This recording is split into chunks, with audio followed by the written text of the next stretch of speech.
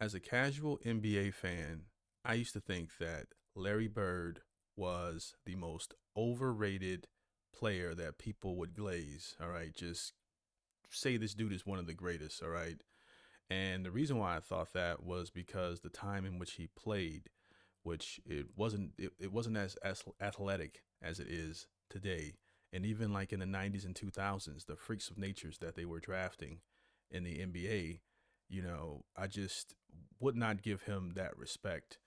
And I learned a lot about the NBA just playing 2K and NBA Live, and I would read the players' attributes and see what they were good at. And he was just ranked so high in different things, and but I had never seen him play.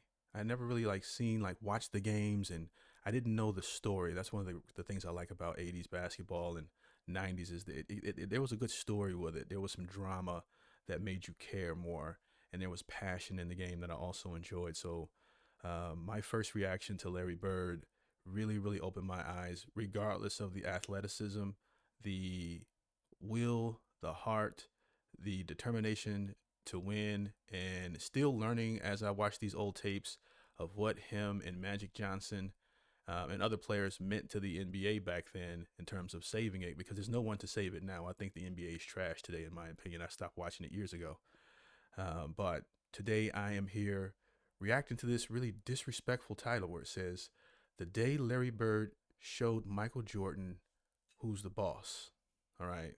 Now, Jordan is my favorite player. I'm from Cleveland. You would think it's LeBron. It's not LeBron. Even when LeBron was in Cleveland, he wasn't my favorite player. I like Dwayne Wade because I'm a fan of players with heart. I'm not saying LeBron doesn't have heart. I'm saying Dwayne Wade has more heart. So and that's kind of why I've been digging Larry Bird's game, man. Like his intelligence, his perseverance, and then I learned that he was also one of the greatest trash talkers. So he was also backing it up. All these different things were incredible. So it's fun to watch some of these old tapes. Hopefully, you guys want to go along with me with this video. If you do, do me a big favor and like the video, subscribe, hit that notification bell. The comments, the likes, the engagement tells me to put out more content like this. Okay, so without further ado, let's go ahead and check this one out.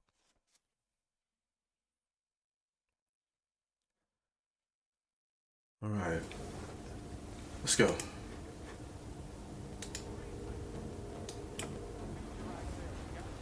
All right.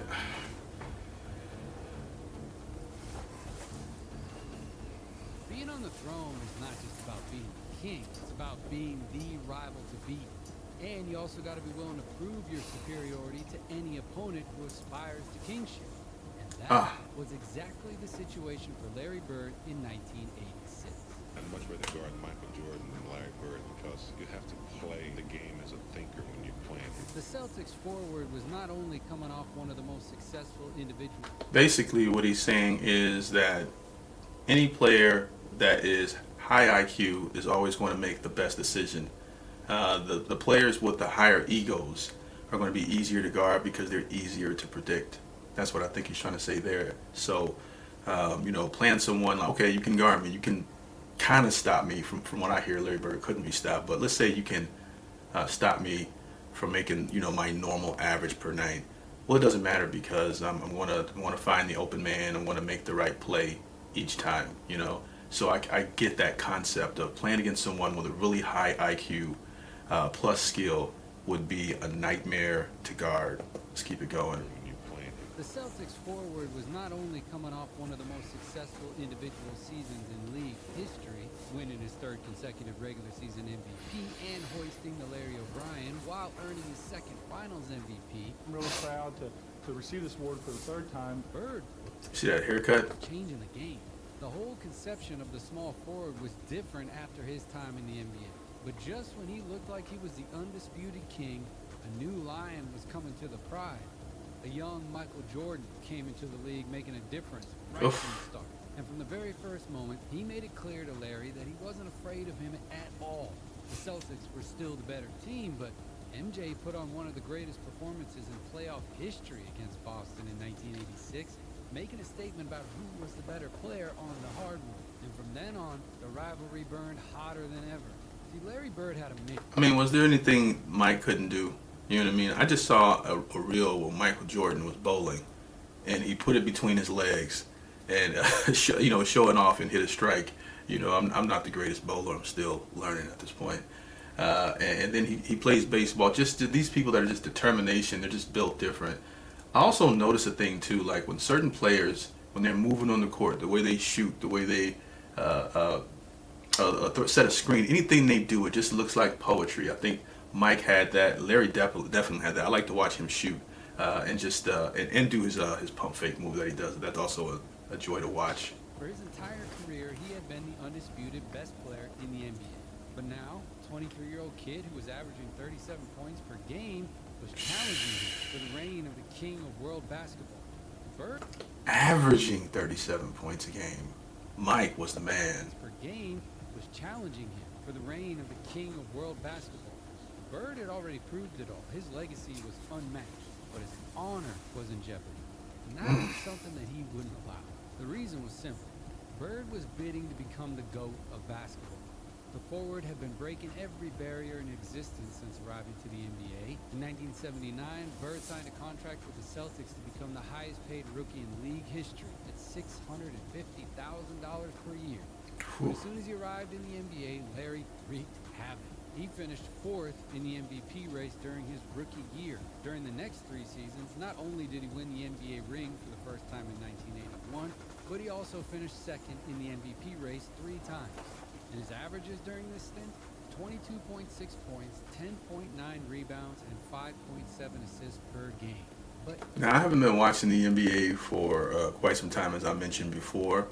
But what players are doing that consistently today that are just born winners? Okay, like I think after LeBron retires, I think the ratings are going to go with that. I'm not saying that LeBron has been putting on a great show, but I, for one, think that he's done an amazing job maintaining his health all these years. Whether you hate him or love him, he puts butts in seats and he gets people talking about the game of basketball. And he's contributed a lot over the years. I've never been a fan of the way he plays and some of his decisions that he's made in terms of, we all know that drama. But I still give him his props for carrying the NBA on his shoulders for so many years. Steph Curry can't do it. He can't be. I think he just lost his deal with Under Armour because, and while Michael Jordan shoes are still selling, okay, still selling to this day. 6 points, 10.9 rebounds, and 5.7 assists per game. But something happened during the summer of 1983. Bird went from being the second best player in the league to a completely legendary player, and absolutely superior to his eternal rival, Magic Johnson. Thus began his incredible 3-year stint in which he became one of the greatest players of all time. From 1983 to 1986, Bird achieved 3 NBA MVPs. After winning the 1984 championship and being for the first time in his career Oh my gosh. in the finals, Bird ascended in the NBA Olympus and wrote his name in the history books forever. Imagine people rushing the court now. All right, it's not like that anymore. But it's a beautiful thing to watch on screen. And we just kept adding more and more rules, to the point where the game has become boring. Bird ascended in the NBA Olympus and wrote his name in the history books forever. During those 3 seasons, Larry averaged 26.2 points, 10.1 rebounds, and 6.7 assists per game, Sheesh.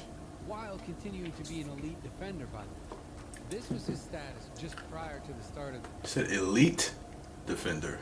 the 1986 playoffs. A versatile Now, what I've always heard was that Larry Bird wasn't the greatest defender from average NBA fans. That compared to the people known for defense. The Gary Paytons, the Ben Wallaces, the Kobe Bryants, even LeBron James in his prime. Who else? Michael Jordan. But they're saying here that he's elite. Did you guys agree with that? An elite defender? This was his status just prior to the start of the 1986 playoffs. A versatile forward who was capable of doing everything on the court. There had never been a big man who had the skills of a perimeter There's that pump fake. player in traditional basketball until he came along. And not just because of his iconic 3 shot, becoming one of the first small forwards that played the power forward position to be able to stretch the floor. Stretch His 4. brilliant passing ability allowed him to become a true leader for those Celtics, both on offense and defense. But in order This is where I would definitely give it to Larry Bird over Jordan. I think that Larry Bird is more skilled technically than Michael Jordan. Michael Jordan has the heart of a lion, and he's clutch, and he's super athletic. You know, I think I saw one video where the Pistons said if he leaves the ground, it's over with. All right, so that was one of Jordan's main weapons versus Larry Bird, who's not as athletic, had to use his mind to get a lot of the things done that he wanted done, and he perfected it. I think he had more in the arsenal in terms of skill than Jordan.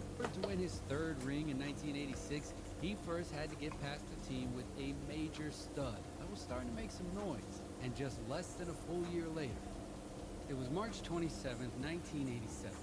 The Celtics, with a record of 51 wins and 19 losses, were coming off a back-to-back to face a Bulls team with It's a good record. 35 wins and 35 losses. That, by the way, was also coming off a game the night before. Bird was having a pretty good season with averages of 28 points, 9 rebounds, and almost 8 assists per game that allowed him to finish third in the MVP race.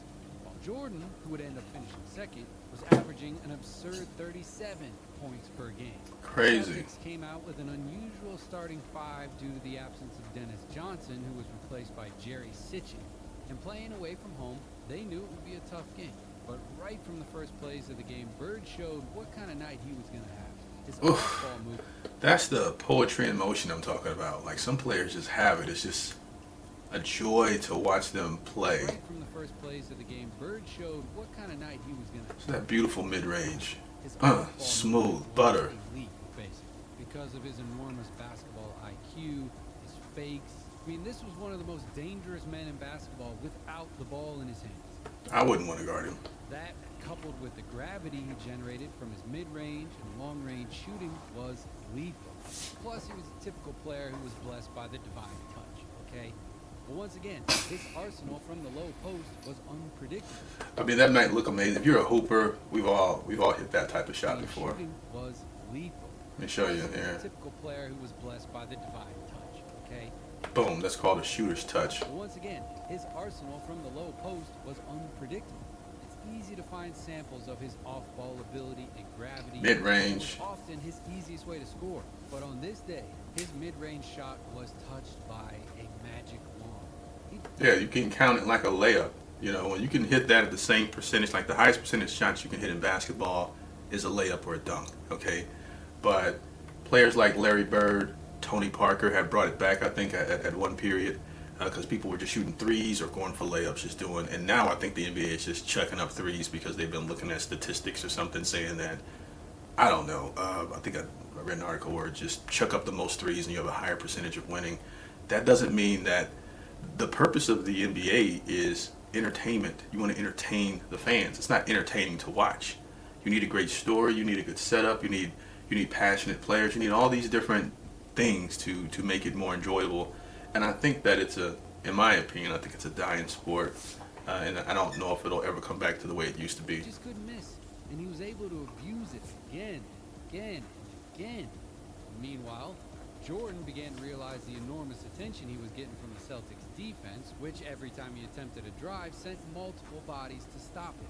But far from getting advantages only without the ball in his hands, Larry was also able to score in ISOs from the low post.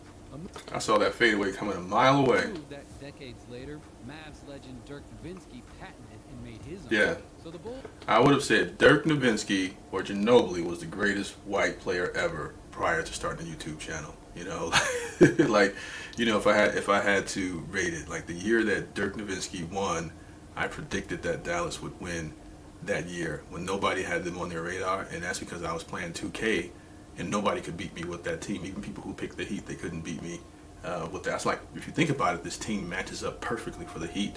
You know, they have, and they're really deep. And people that was better than me in the game could not beat me with Dallas. So I'm like, I think Dallas is going to win. So when they met up in the finals, I was like, I got Dallas. You know, but everybody else in the room was wearing LeBron and Dwayne Wade jerseys and things of that nature. And you would think I'd have been wearing one, being that I was born in Cleveland. You know, but I'm not. I don't think with my emotions. You know, I think with my mind. So I don't. If you're going to lose, you're going to lose. I'm sorry. realized they had no choice but to do what the Celtics did with Jordan. A virtually continuous 2-on-1. when he had the ball in his hands. So Bird basically said, you know what, I'm going to hurt them in transition. Thus came the end of the first quarter, in which somehow the Bulls managed to stay close on the scoreboard, trailing by only 1 point, 36-35. Bird had a spectacular first quarter in scoring, 20 points, nothing more, nothing less. So he began to take advantage of that extra attention to test his versatility. He was able to transform garbage into gold.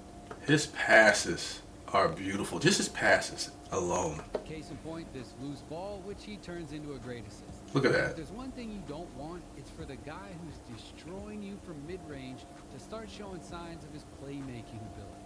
Making an art out of something that most people just look at as like a secondary thing. You know, most people don't work on their passing in that nature, but he made it an art form. I'm not saying he invented that. I don't know. You guys can educate me in the comments on, you know, who are some of the greatest passers that sort of innovated that type of thing. But, you know, when he does it, it's like an art form. Bird was unleashed, and players like Kevin McHale appreciated it. Even when they didn't count, Larry's passes were simply spectacular. No, he really didn't even need to score to be the most impactful player in the game. In some cases, MJ had to defend the Celtics stars, and the size difference played a key role in these situations. But knowing that the half-court offense was very difficult with two defenders on top of him, Bird continued to make use of scoring in transition. And what was more shocking, a player of his size dropping threes like it's nothing. But incredibly, despite Bird's 33 points in the first half, the Bulls managed to go into halftime trailing by only 3 points. Thanks in part to the 16 points MJ had scored during the first 2 quarters, of course. When the third quarter began, Larry kind of relaxed offensively. He decided to use his gravity to try to find better options for his teammates. And he blew it. He knew he would need one more offensive threat to take the game easily. And stepping up on defense, the Celtics got stops on Jordan that allowed them to get easy baskets on the other end of the court.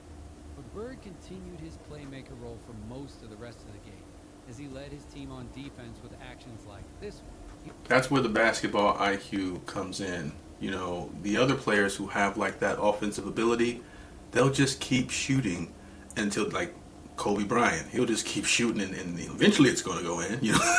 In their mind, and you can shoot them out of the game. That's where, straight killers, players who are just offensive killers, they don't add that IQ to it. You know, LeBron kind of does that, but he has the opposite effect where he's consistently looking for the right play instead of turning on the killer instinct, that type of thing. So versus Larry does a good job of balancing both. He was certainly a player who had no problem getting his hands dirty either.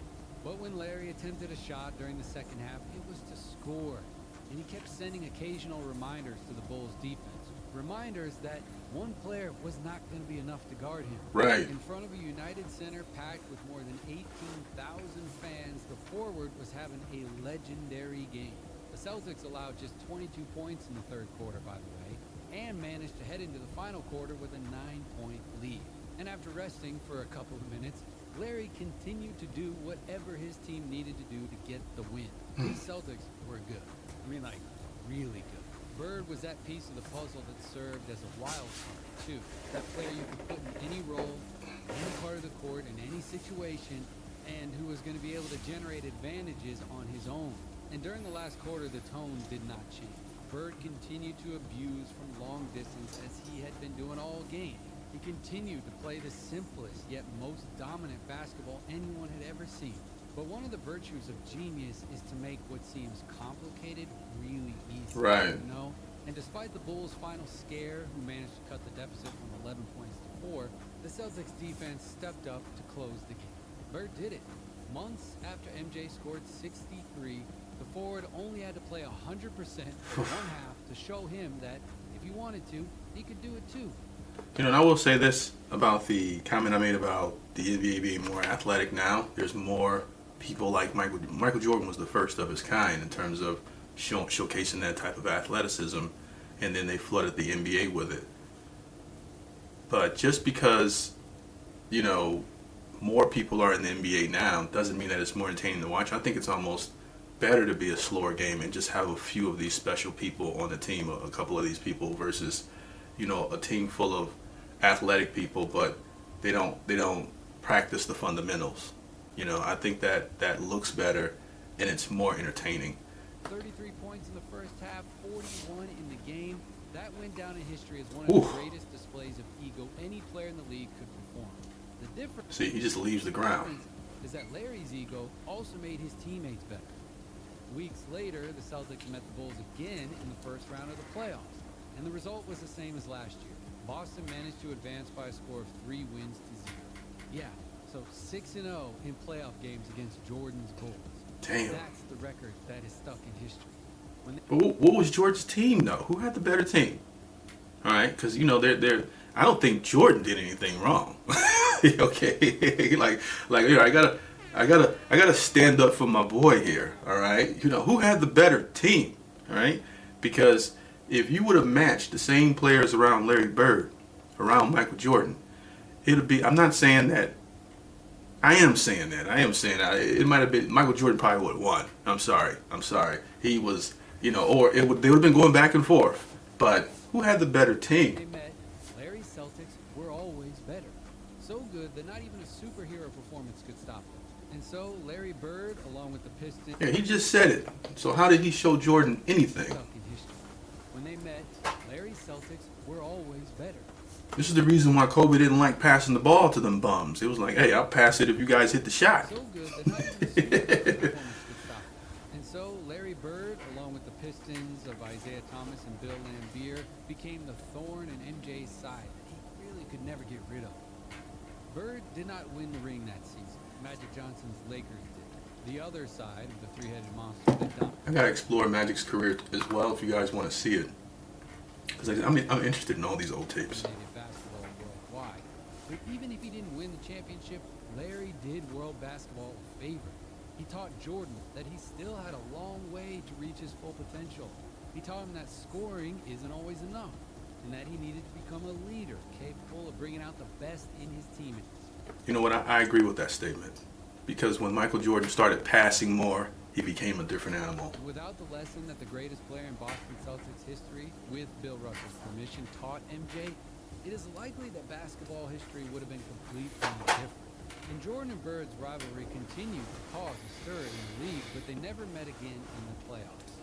Larry would go on to post a 17-11 record against Michael's Bulls during his career, until a serious heel 17-11. back problems greatly shortened his career. Injuries that not only brought about the end of the Boston Celtics dynasty, but also sent them into a sinkhole from which they could not climb out of until 20 years later. We all know that history is written by the winners, and very few people have won more than Jordan. And Larry Bird has kind of gone down in history as underrated compared to Jordan. But he was a forward who changed the I'm living proof. All right, I didn't want to hear no Jordan comparison to Larry Bird talk. You know, 6 for 6. You know, but I got to give it to him. I mean, since discovering his game, he's made my top 10. He's passed Kobe for me. I know that's sacrilegious for some. I'm a big time Kobe fan, by the way, but you know, Larry was always the best player on his team. Kobe was not always the best player on his team. Shaq was. Okay, I got Shaq higher than Kobe, but that's just me. traditional definition of basketball, and he starred in one of the most competitive eras ever. And let's not forget that from 1983 to 1986, there was not a single player on the planet able to face him. No one. All right. Sheesh. Well, yeah, we are at the end of this video, but these are fun to watch. I almost want to watch like the full game. If you guys want to see it, you know, some of these, you know, I'll watch them on my own. It doesn't really, you know, matter to me. I enjoy these. I enjoy rugby, all these different sports. So let me know what you guys want to see in the comment section. And where do you rank Larry Bird in terms of the greatest of all time? You know, does he make your top 10, your top 5, your top 3? Let me know in the comment section below. Don't forget to like, subscribe, hit that notification bell. And if you're still here watching, I appreciate you guys for watching. I got other reactions to sports. You guys can check it out somewhere around here.